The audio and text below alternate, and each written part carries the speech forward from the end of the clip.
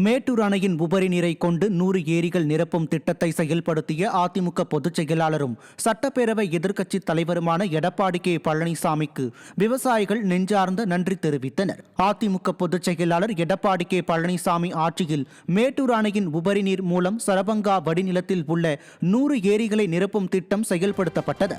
அதன் மூலம் தற்போது 70க்கும் மேற்பட்ட ஏரிகள் நிரம்பியுள்ளன.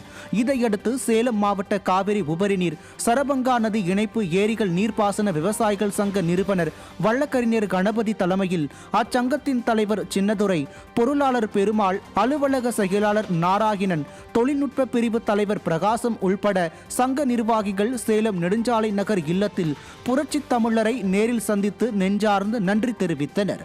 அப்போது மீதம் உள்ள ஏரிகளையும் நிரப்ப ஆவண செய்ய கேட்டுக்கொண்டனர்.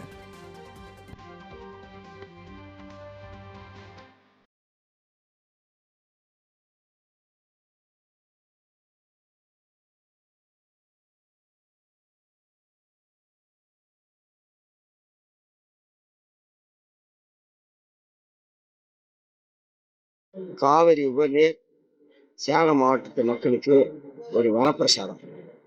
இந்த திட்டத்தை அவர் கொண்டு வந்து சேலம் மாவட்ட ஏரிகளில் உள்ள 100 ஏரி திட்டத்திற்கு அவர் தான் அடிக்கல் நாட்டி இதுவரை 70 ஏரிகள் நிரம்பியுள்ளன.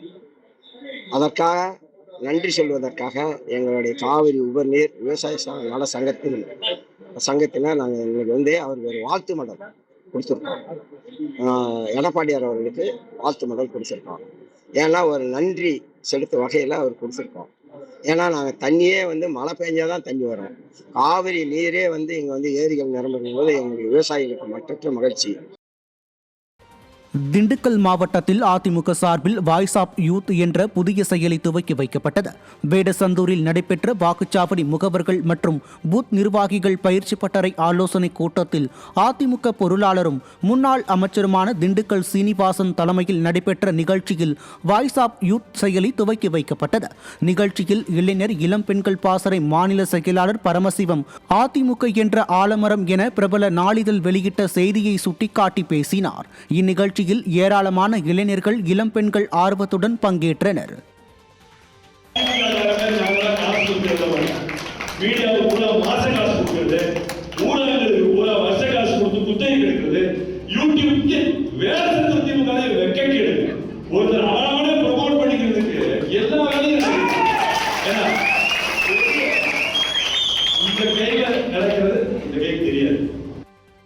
விழுப்புரம் மாவட்ட மாணவர் அணி செயலாளர் NG சக்திவேல் விழுப்புரம் சட்டமன்ற தொகுதியில் போட்டியிட விருப்ப மனுவை அதிமுக தலைமை அலுவலகத்தில் வழங்கினார். 2026ஆம் ஆண்டு சட்டமன்ற தேர்தல்களில் போட்டியிட விரும்பும் அதிமுகவினருக்கு சென்னை ராயப்பேட்டையில் உள்ள கழக தலைமை அலுவலகத்தில் 7வது நாளாக விருப்ப மனு விநியோகம் செய்யப்பட்டது.